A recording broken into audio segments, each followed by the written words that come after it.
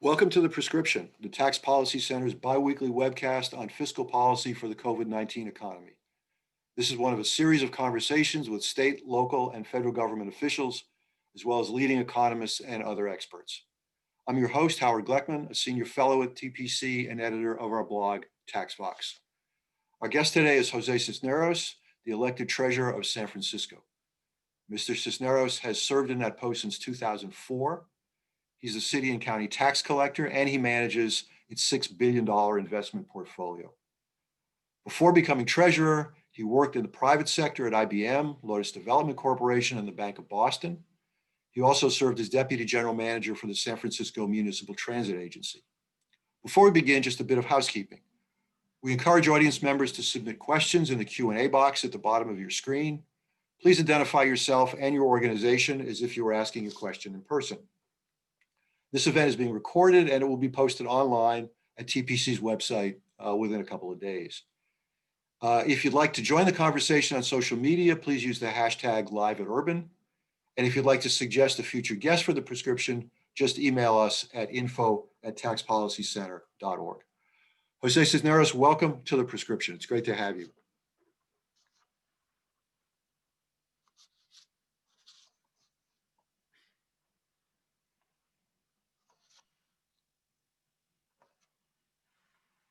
Hello, great to be here. Hi, Howard.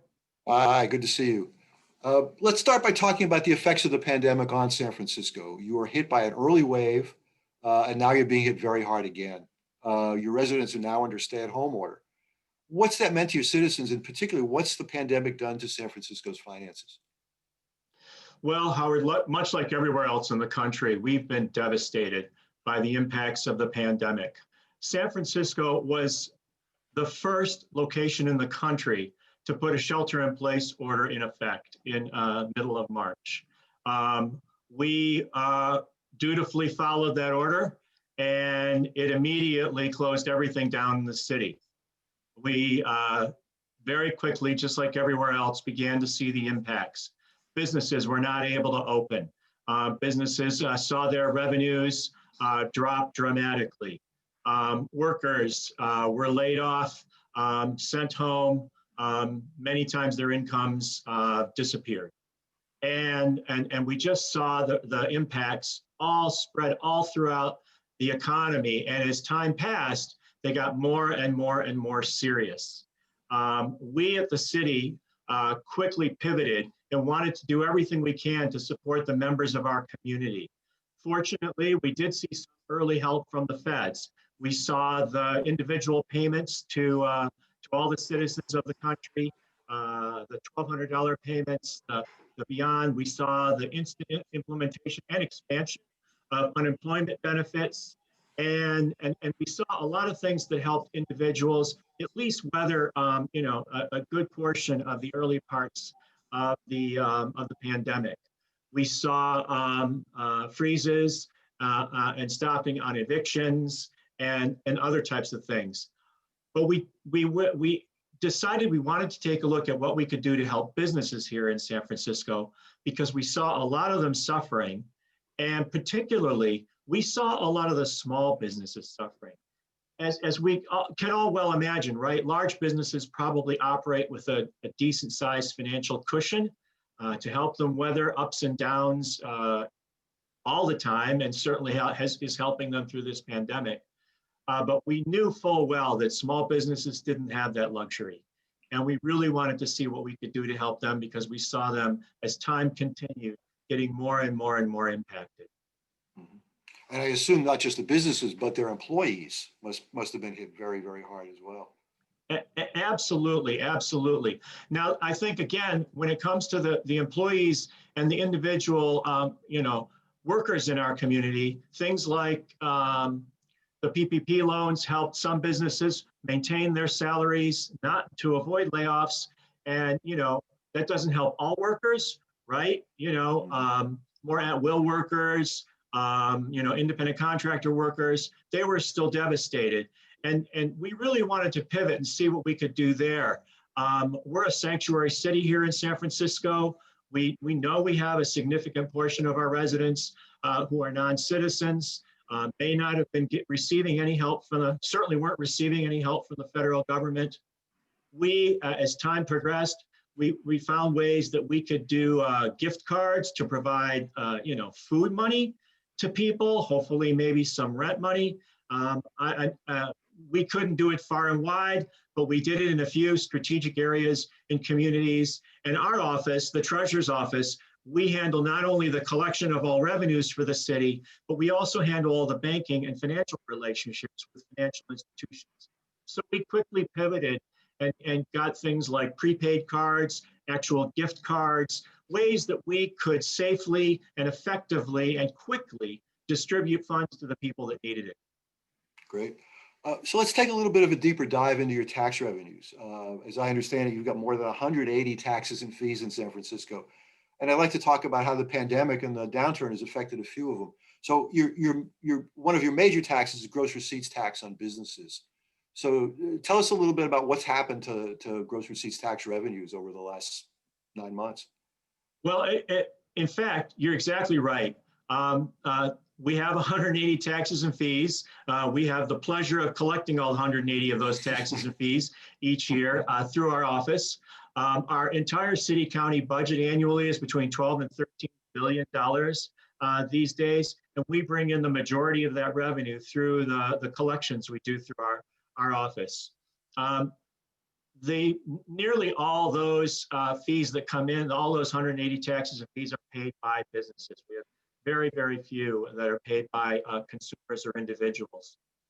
And the largest business tax that we put on businesses is what we collectively call the annual business tax, which is primarily a tax on a business's gross receipts as determined here in San Francisco. That brings in over $500 million a year.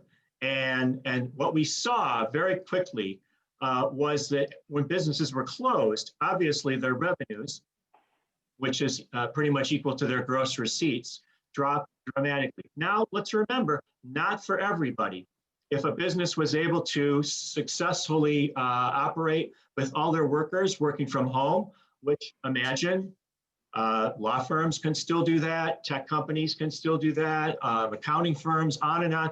Many types of businesses were pretty much, not far less or not at all impacted, but things like restaurants, hotels, parking operators, on and on and on, huge portions of our economy, and sometimes almost entire bars, entertainment venues, sports facilities, entirely shut down. Still to this day, zero activity.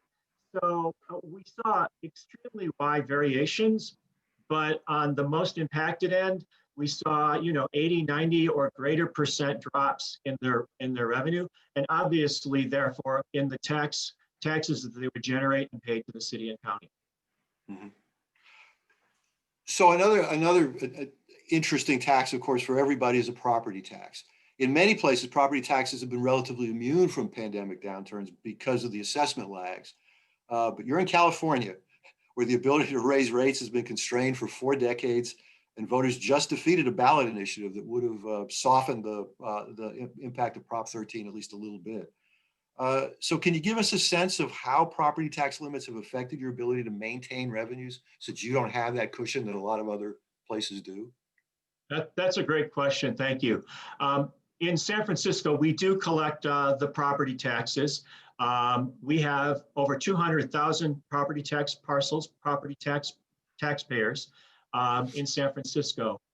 The revenues that we collect from property taxes in San Francisco are over $3.5 billion over the course of the year. We knew that different property owners were going to be very differently impacted by the pandemic. So we quickly, with the support of our governor, who issued an executive order, put some opportunities in place for property owners who were impacted by COVID and who fit a certain criteria, mainly individuals, residential properties, or small businesses that also owned property and paid property taxes, to give them relief from the due dates for the property tax. It's very interesting how it played out. In California, people, we all pay our property taxes in 2 installments over the course of each year. The first one is due on April 10th, where we pay half of that year's property taxes, and the other on December 10th. Well, let's recall our calendar. The pandemic hit San Francisco and pretty much everywhere in the middle of March. By the end of that month, everything was well shut down and impacts were definitely being felt. And here we were 10 days after the end of March, expecting to collect half of $3.5 billion in property taxes right here in San Francisco. With the governor's executive order, we quickly put the word out that anybody impacted by COVID would have relief, not forever from paying those property taxes, but at least not in the midst of a pandemic where certainly their financial movements were largely constrained. And so the governor's order actually provided a delay of over 1 full year for when that property tax payment would need to be, would come due. So we quickly communicated that to the folks who might be able to take advantage of it. But at the same time, remember, we have over 200,000 payments that we're collecting 2 times each year. And the first one was coming up in April. The first thing we did in San Francisco was we worked with our local board of supervisors to take advantage of an opportunity we have provided by state law to postpone the deadline for everybody. And we did postpone it into the first half of May, just to give people a little chance to breathe for a minute, get their matters in order, and be able to step up and pay if they were able to pay. And then we also sent out a lot of messages to the taxpayers. Typically, we have both people paying by check through the mail, many more and more people each year paying online, which is fantastic. It's the easiest way to pay. But we still had a lot of people actually coming in physically to our offices in City Hall and paying in person. In fact, in the last, say, week or 10 days, right before each of these annual deadlines, we would have over 15,000 people come in person, walk up to our cashier windows and pay in person. You can imagine how dangerous that would be for our taxpayers to have them try and do that during this pandemic. We immediately pivoted and we sent out messages to all of our taxpayers, both through a direct mail piece, but through social media. We hit all kinds of news and radio and information outlets. And we basically said to everybody, listen, please, for your own safety, stay home. Please stay home. Send your payment in through the mail, do it online, which we can do for free for you. We will set up a Dropbox. If you want to do a Dropbox, you can do that. And fortunately, now we're actually coming up on our second of this annual property tax payment deadlines during this pandemic. In fact, the last day that people have to pay their second installment is today, Howard. We have over 200,000 folks whose property taxes come due finally by midnight tonight. And what we found is that nearly everybody has followed our advice and stayed home. I think we did open our offices that had been closed for many weeks just a few days before the May deadline, and we had barely 100 people show up in our office in person compared to over 15,000. We did it again this time, and I think we've only seen a few dozen show up in person. So we're really excited and happy that we've been able to communicate to people there are many opportunities to stay safe, meet your tax obligations, and we've also been able to provide relief to the people that needed it. So do you suspect that this is going to be a permanent change now that people have gotten used to paying by mail or paying online? Do you think they'll continue to do that? Or if the pandemic is over, they're going to get back in line again? Well, we will see, certainly. I'm very hopeful that a lot of people have found that there's far more easy and convenient ways to take care of the business, meet their tax obligations while still putting far less stress, even if we're out of a danger period. I mean, what's easier than just getting on your computer any time of the day or night, spending 5 or maybe 10 minutes most, probably far less, and just paying online and being done with it. We hope that people will continue to do that. I think a lot of things we've been doing are gonna, we've learned a lot. As much as we may have suffered and endured a lot, we've also learned a lot. I think we've learned a lot of good lessons. I think we've all learned about the opportunities for remote working. And I know in our office, we're going to be looking at what makes sense going forward. So I think we think we've learned a lot of lessons from this. Yeah, you actually anticipated a question of mine. Is all of your staff working remotely, and do you expect they'll continue to do that? Yes, nearly all of our staff is working remotely. Remember, though, as I said, many of our taxpayers do send their tax payments in through the U.S. Postal Service. So we do have a few of our cashiers who receive that mail going in every day. So out of, say, around 200 employees, we have a dozen or fewer people that go in each day to just handle the incoming mail and make sure it gets processed. So by and large, we're entirely working from home. So another significant source of revenue for San Francisco is hospitality taxes. But you've got limited or no sports, the collapse in tourism. So same question, what's happening to those revenues? Well, you're exactly right. And a couple of things I think are at work here. Many of our taxes are kind of automatically adjusted because they're a percentage of something, right? They're a percentage of your gross receipts. They are a percentage of, the transient occupancy tax, the hotel tax, as we commonly call it, is paid by guests when they show up. It's actually, just collected by the business and transferred back to the city. Same thing with parking tax. So these things kind of automatically right-size themselves when businesses levels change.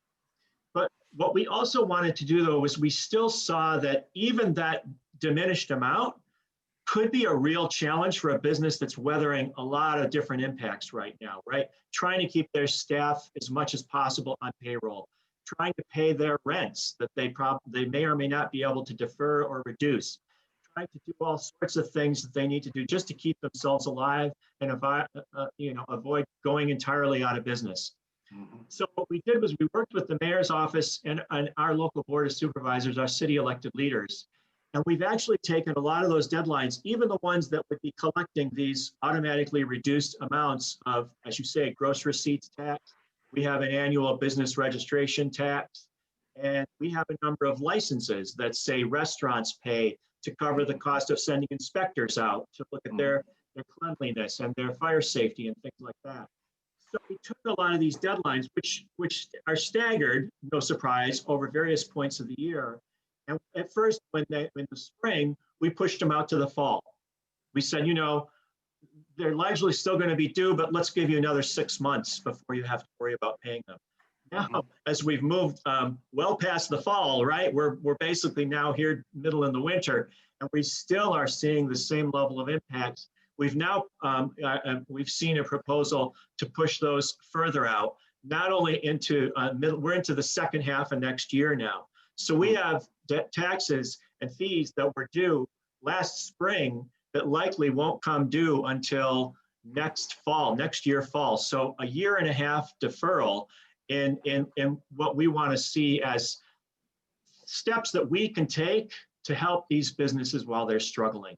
And particularly, we're doing most of those kinds of deferrals for the smallest businesses because we know they're the most vulnerable and we want to make sure they have every opportunity to survive. So this is helping them with cash flow, essentially. That's exactly right. The tourist, whoever is coming, pays the tax, but the business gets to keep the tax until next year. That's right. That's exactly right. It's helping them balance their books. We're not eliminating the obligations. There have been some very small surgical approaches to helping some artists who we don't expect will avoid the impacts for a long time to come. And there have been some very surgical approaches to actually eliminating some of their obligations, but that's been pretty minimal given the financials and what we can do. But we're definitely doing what we can to, as you say, stagger and defer the tax flow need so that they can get back up on their feet and then deal with what they might owe. So in November, voters approved Proposition L. It imposes a surtax on businesses with very highly paid executives. They also approved a new transfer tax on real estate sales above $10 million. Are Are you worried that these taxes are coming at a time when the city economy is under so much stress? Critics say that these two taxes will drive away businesses at the worst possible time. Is this a concern for you? I think we're always concerned about how our local economy is going to survive and thrive. We are a very progressive city in the city and county of San Francisco. Our politics are quite progressive. We're very sympathetic to the needs of individuals. At the same time, we're a very, very expensive city. Our income gap is, I think, larger than nearly anywhere else in the country, and I'd say right up there with anywhere else in the world. When you look at some of the billionaires that we have here and compare them to the lowest level income workers we have in our city, it's astounding how wide the income gap has grown. And I don't have to tell probably too many of your watchers, your audience, about the high cost of living here, the incredibly high cost of rents and real estate, the expensive amounts we have to pay for many parts of the things we just do and consume in our daily lives. And I think that the impacts of that have been very dramatic and very deeply felt. And I think that's really what the voters were reacting to as we saw in the last election. Now, will there be impacts from that? I would say it's certainly possible. Will we see shifts in the types of businesses here, in the amount of businesses here? I could never predict, but I think there are people that are going to be watching that. I'll be honest with you, Howard. I've heard that concern numerous times over the last 10, 20 years, where people are saying, we're becoming a less and less business-friendly city. And nevertheless, in spite of that, our economy seems to thrive and grow stronger over and over and over again. They might finally be speaking the truth to some degree. I think we'll have to wait and see. But I have faith in the leadership of our city. I think that if we see anything that's really taking a negative turn, I'm confident the city will adjust and do what's right, and the voters will largely support things like that. I want to ask you about one other tax, and this is a question that comes from one of our audience. Can you share your thoughts on San Francisco's decision to eliminate local criminal justice fees? Whether this has impacted local revenues and why this could be something other cities and counties could consider? I'm really glad you asked about that, Howard.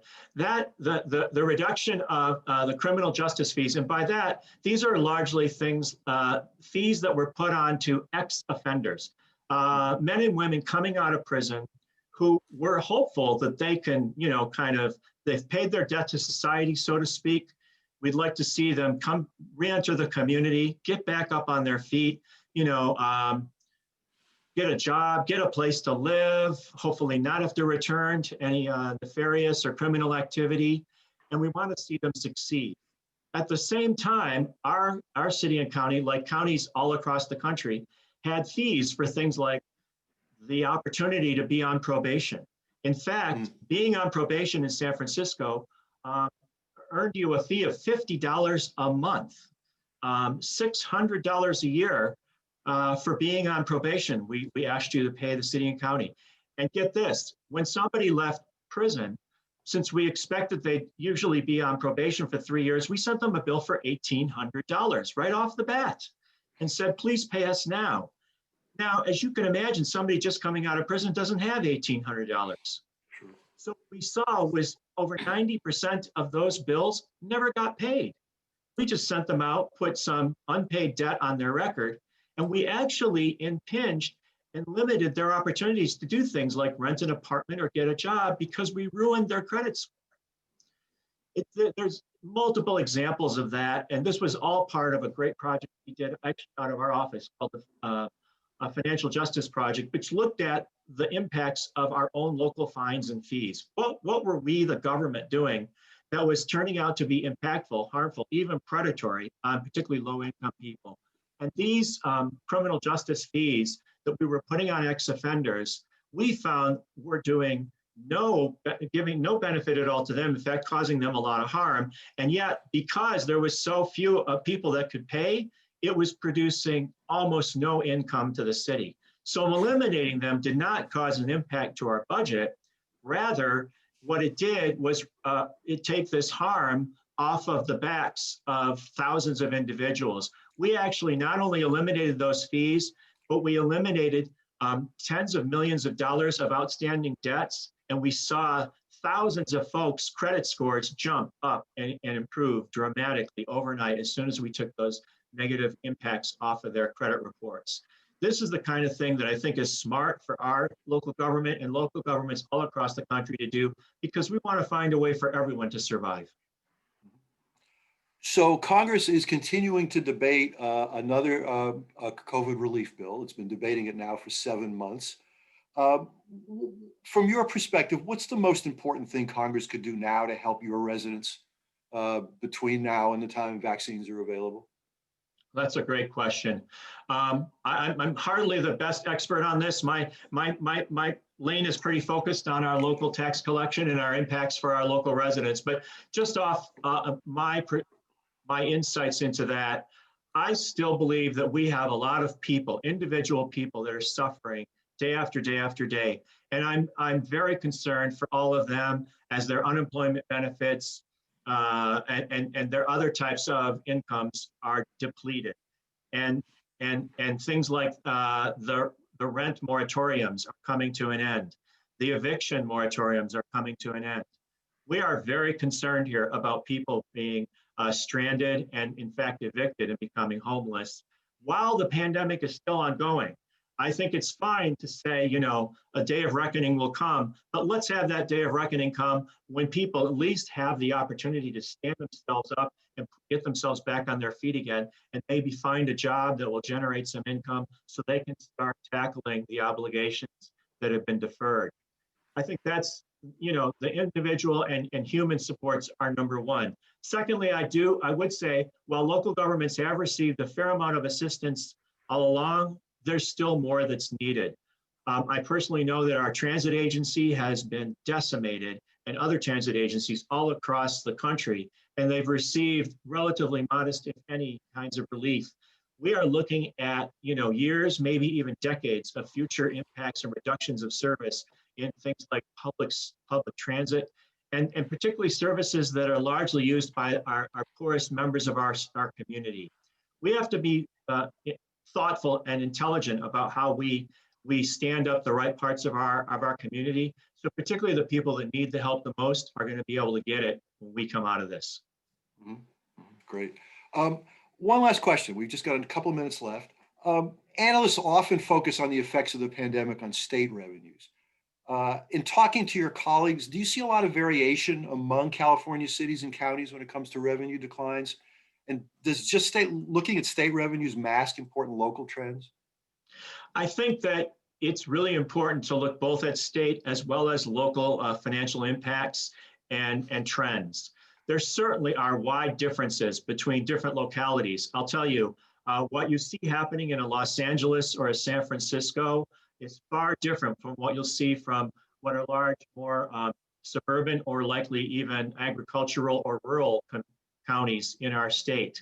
And as a result, because of the different industry profiles and worker profiles, you're going to see far different disparities in terms of the impacts. And I think, you know, we need to have the flexibility so that we can more finely tune the kind of supports we can give based on the various local dynamics. Mhm. Great. Okay. We're out of time. Jose Cisneros, thank you so much for joining us. It's great to have you, and best wishes to you and your family for a great holiday. Thanks for having me. Thank you.